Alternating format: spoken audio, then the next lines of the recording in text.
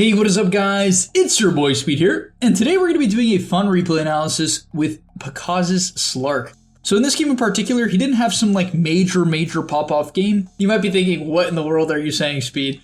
He went 13-1 and is the rank 1 player. However, his mid game wasn't necessarily that clean. There was a bit of ups and downs for him, at least as a SLARK player. He obviously had to put his team on his back as his team was not performing well. I have no idea what this lifestealer is. Apparently he has an offlane lifestealer, a Pango who was feeding pretty hard, and yet he still managed to carry the game. So how do you get to this level of carry? We're going to try to break it down and figure it out. Also, I want to tell you guys that if you've been struggling with solo queue and you're looking to get to the next rank, I'm going to be able to help you. Like literally with the Game League website, I'm going to give you guys guides that are going to make it unbelievably clear on what you need to do. So if you've been stuck in the solo queue grind, you don't know what to do, and you want to become absolutely broken, but actually you want to become much better at Dota, and you want to take it more seriously, the Game League website is going to help you do that. So click the link down below. I'm going to help you get to the next rank, and I'll see you there. So in terms of starting items, I don't know if he's going to change it up. He's not. Going for a pretty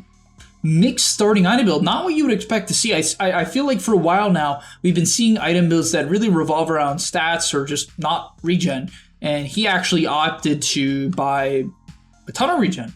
He has a salve and 3 tangos. Typically, you'll only see the 3 tangos, so a bit of a mix-up there. So from then on, I'm curious to see what he's going to skill at level 1. I kind of like Q at level 1, especially when you're laning with something like Abaddon, but no, okay. So he's going to have to be a little bit careful about securing range creeps, as naturally, without your Q, you're going to take quite a bit of damage, as he even prioritizes a couple hits on Mars over a CS. A bit odd. But yeah, with an Abaddon in his lane, one thing he can keep in mind is that the Abaddon will be able to heal him throughout the lane, so he'll pull creep aggro. Right? Obviously has to kind of deal with the Mars pressuring him, but he'll pull aggro, gets the CS, gives up the range, so you can see pretty okay. He's obviously very okay with giving up the range creep in this lane. Could be a free range creep deny though. Maybe. The Abaddon should turn around. Yeah, good play.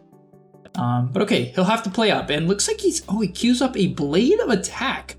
So Blades of Attack, if he ends up buying this item, is not an item you would buy to win trades as SLARK. The item you would generally buy to win trades as SLARK is Wraithband, because your hero quite desperately needs the armor, considering you only have 4, and you really love the agility and attack speed that comes with it. So let's actually see if he commits to this or not, because it doesn't really match what I would imagine he might want to do in the lane, but he's not even buying it, so he's still holding his gold. 600 gold in total here, once again, not what I would have expected. I personally would have expected the instant Wraithband purchase, but, oh, what did he just buy? He switched it up. Oh, he bought a Wraithband. Okay, so, all right, I guess he did change his mind. And the reason why it seems quite reasonable is Mars, especially God's Rebuke, is this major harass tool throughout the lane, that and a couple of autos. So the Wraithband would help out. So he changes his mind, upgrades the wand for slot purposes. It's basically only for slot purposes. I guess maybe he could get to 20 charges, but I love this play. This play in particular is really high skill. So the lane's really difficult, right? He's in a weird spot where his Abaddon is pulling, right? The Abaddon's pulling, so he has no health. So what do you do in a situation like this? You're trying to just not get denied as much as you can. So he'll walk to the left, avoiding the Snapfire. He knows he's probably not going to die in this lane, and he pulls aggro from max range. The enemy makes the correct play of running out of a bit here. The snap goes a tad out of position so he can find an auto onto snap and then go for another aggro. There you go, perfect. And the reason why is the snap backs off. That's his time to aggro. The wave's near the tower, right? He doesn't really want to commit to the creeps too hard. He can get potentially punished quite hard. As wow, he pounces on the snap. Very aggressive play. And so he'll get some chip damage. Even uses the Q, so gets fed a tango. All right. So nothing crazy there. I just really love how he approaches the wave when it's under the tower. He doesn't walk up for CS. He certainly does not try to get the CS. Instead, he just plays safe, right? Pulls aggro from away from the Snapfire and primarily focuses on good CS, right? 17 at minute 350 is pretty solid considering that this lane is not that easy. So in terms of his next gameplay, he actually kills the small camp, enabling a pull through, ships out a Band of Elven Skin and raindrops. So he's really planning on actually to trade with the Mars, right? He had the Blades of Attack queued up earlier, but you would imagine that's basically strictly for the Falcon Blade and trying to last hit. But I think he changes his mind because he recognizes that the Abaddon can really help him trade, right? He can go pretty aggressive with the Aphotic Shield, purging the stuns, and just the natural heals that come out. And honestly, as much as I repeat this in my videos, I just think it's key to remind you guys, every time, if you're a carry player and you're trying to get better at the game, if you don't have consistently high CS, I don't care how hard the lane is, right? I'd rather see you die in most lanes than have heinously low CS. Obviously, if you get 60 CS by 10 and you've died 4 times, that's probably not good. You're probably bad, okay? But assuming you're not that bad, it's very important that you just keep a very clear mind when it comes to CS. It is way more important than kills. Keep in mind, the gold of 5 CS is practically worth a kill, right? He's 8-0 right now if you want to look at it in terms like that. So just please look at it that way. If you don't, you'll spend way too much of your time, resources, and focus going for kills, and you'll actually find yourself lower net worth than you'd want.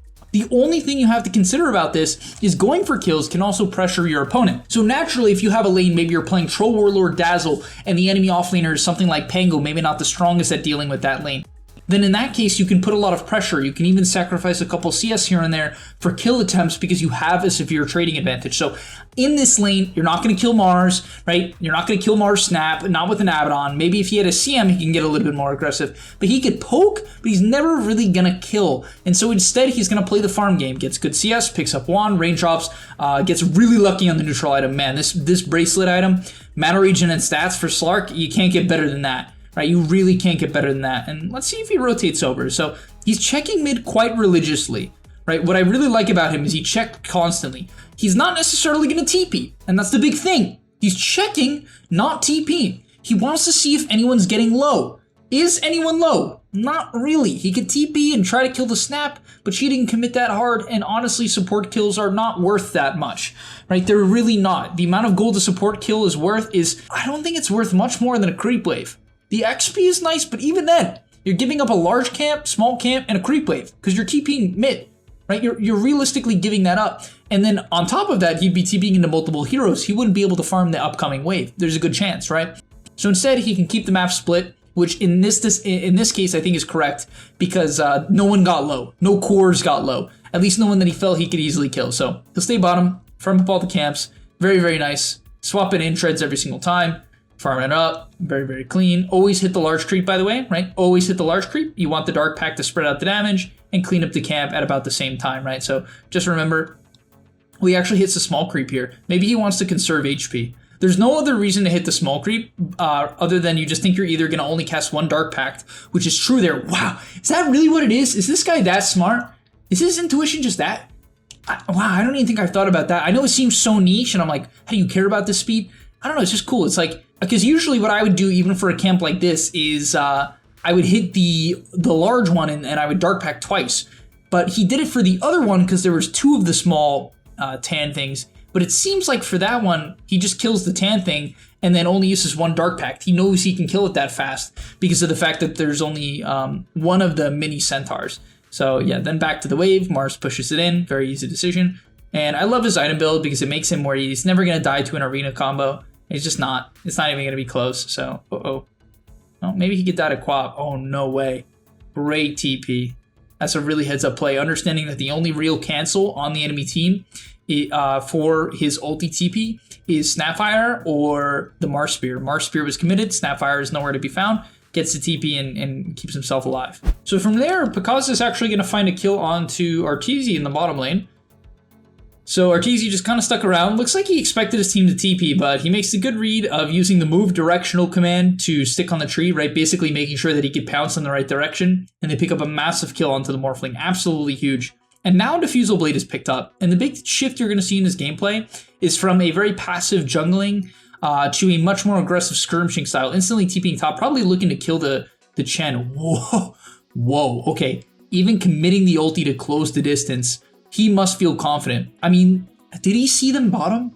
Because you can't feel that confident this game. This is not, I mean, it's not a game where you can be like, yeah, I'm invincible, right? They have Quap, they have Snap, ulti, they have Mars Arena. This is not a free SLARK game. But they see the Mars bottom, they see the Quap mid, so he feels comfortable. He says to himself, okay, I have information to go forward. Yeah, it's obviously a risk in a lot of scenarios, but ends up being a nice play and gets a clean solo kill onto the Chen.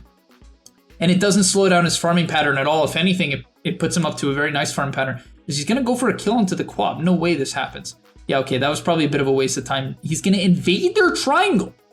Probably looking for the Quap. Not going to find her. He'll shift over to the fight. using his ulti to know if they have vision of him. They clearly don't. He's not been scouted this entire time, so he'll farm up the camp on the way there. He must be waiting for someone on the way back. Finds a snap. He can definitely poke the snap. So snap messes up, doesn't get to the low ground, hits the pounce. It's not necessarily a free kill. Chen gets the mech off, but he's going to chase. Has to be careful. Oh, this could be a disaster, actually. Is this his death of the game? It's probably dead here, right? Oh, maybe not. Okay, he just walks it off. He's okay. Shadow Demon in position to save, if potentially necessary. He might look to go in here. He'll just snipe a kill. That's a great play. He understands. And what I love there is that he doesn't commit the pounce. The average player would pounce to Chen. No need. You have the defusal active, right? You've already disabled Chen. You're already going to be able to get your autos off in your Dark Pact. No need to do anything else, right? So he holds it. Holds the pounce just in case he needs it defensively. If the enemy changes targets and goes onto him, he has it. Now he pounces forward there, which is kind of crazy, but once again, he feels confident. Defusal comes back up. And I actually thought he was going to chase further. I actually really did think he was going to chase further. And here's the chase further. They'll go onto the snap, not going to catch him, so a bit of a disaster. Now he's going to kind of have to, oh my, he's still going. He must feel invincible. He's going to pop his ulti and even chase onto the quad, burning the mana of the Morphling a little bit. Going on, he knows there's no arena, it was committed earlier. No arena, no quap ulti, so he feels confident. The snap ulti's a problem, but not that much of a problem, as the defusal is going to come out and he rips into the Mars. Unbelievable. This is this is him just knowing the timings, I think. I really do believe that this is what's so impressive about this gameplay. He's so willing to give up farm, only 130 CS in a game where he could easily have 150, 160, 170. He could easily have 170 by now if he chose to. But instead, he's going to play a fast game. Oh, snipes the courier. I love courier. Courier snipes are so underrated. It's 400 gold for him killing that courier. Yeah, it's split gold, but still, 400 gold is. He's going to chase onto Chen. Is willing to pounce forward. Has to be careful. That's what I mean. If you pounce forward, you can't pounce out.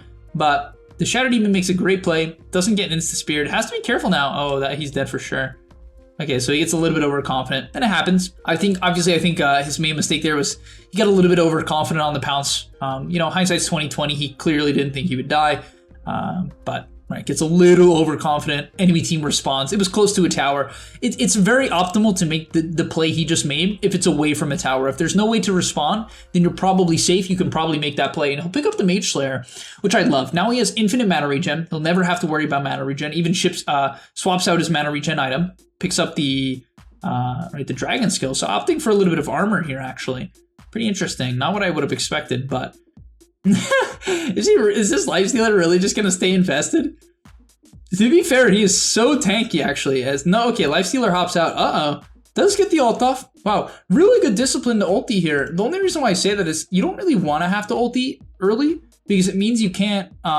It just means that they can kill you after it's over, right? You have to be much more careful and passive, but he just has the good reaction to say, my Q is ending, my pounce is on cooldown, I have to ulti here. I think a lot of players would have forgot and potentially have gotten bursted. Instead, he's able to get his spells off and he's chilling. Mage Slayer also coming into play there.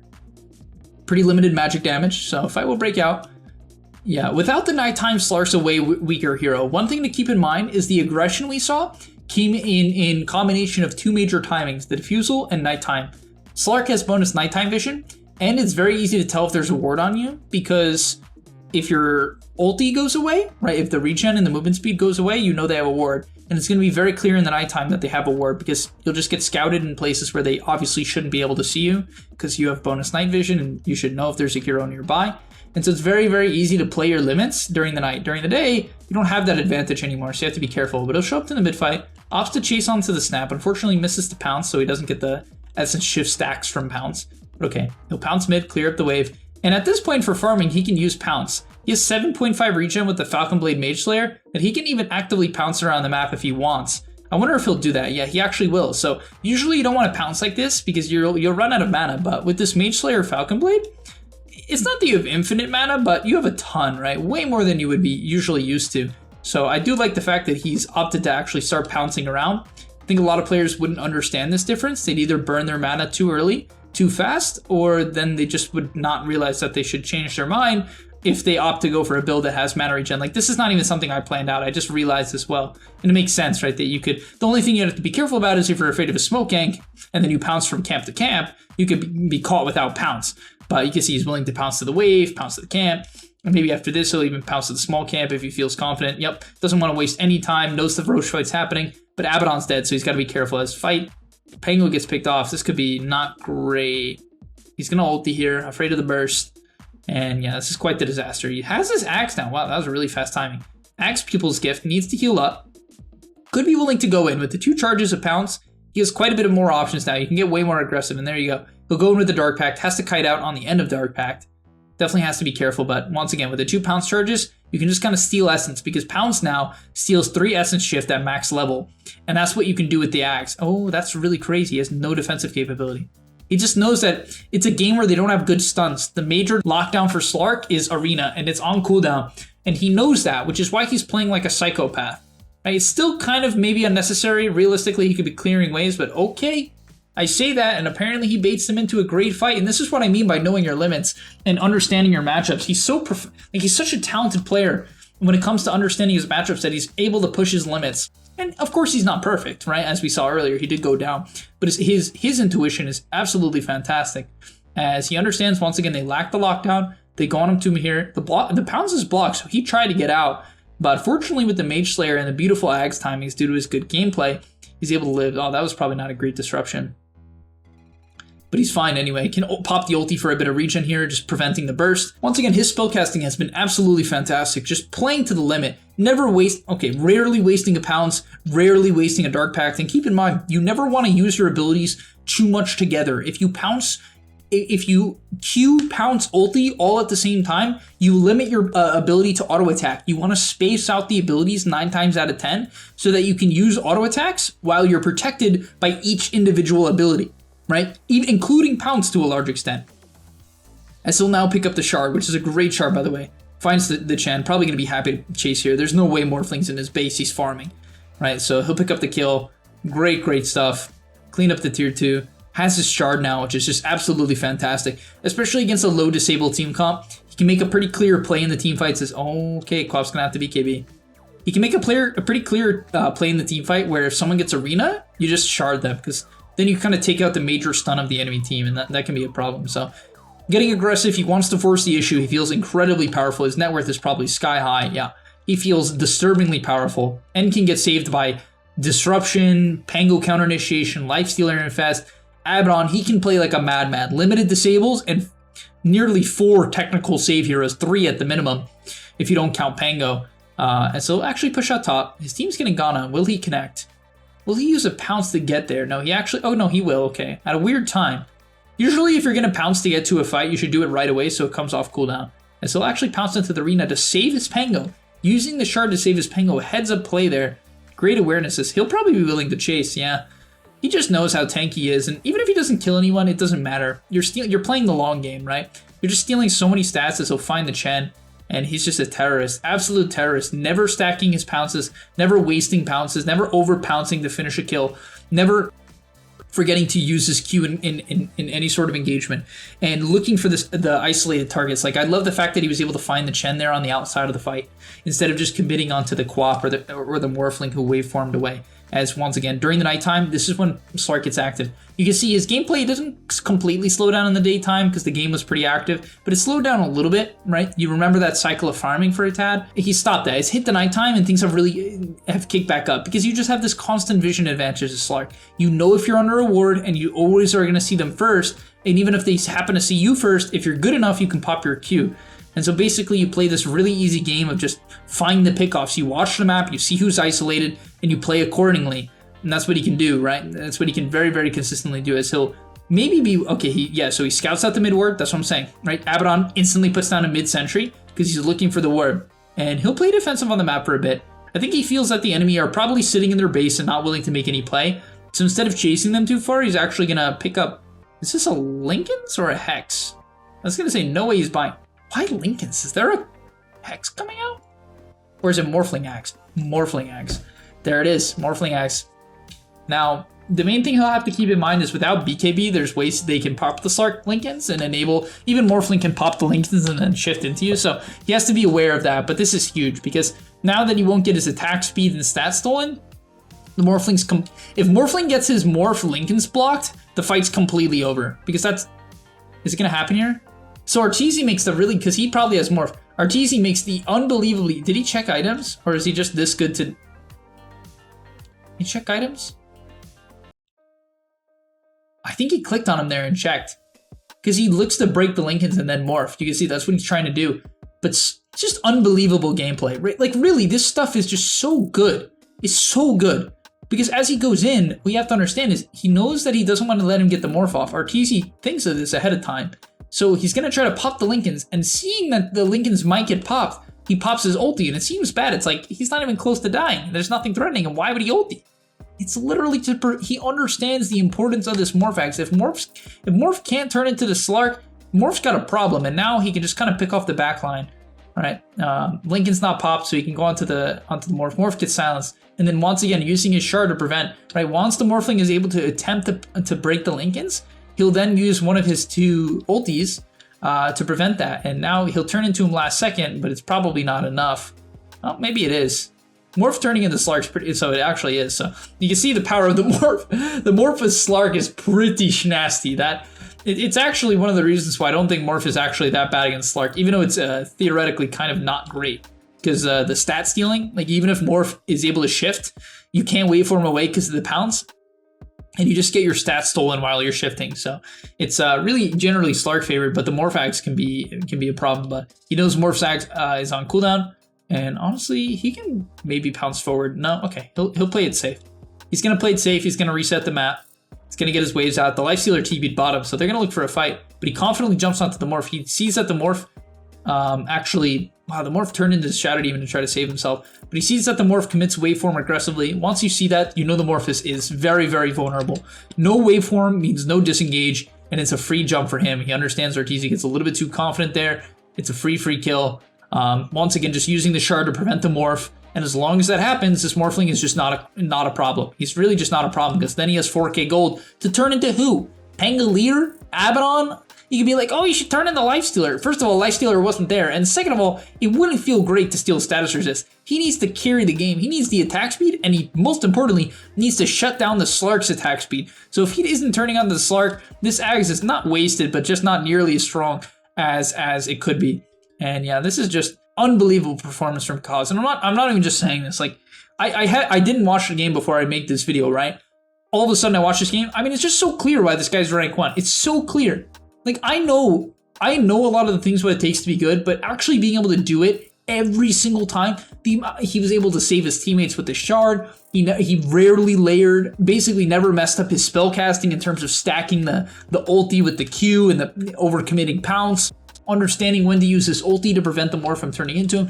I mean, it's just like, it's such consistent and well thought out gameplay. The intuition on Bakaz is unbelievable.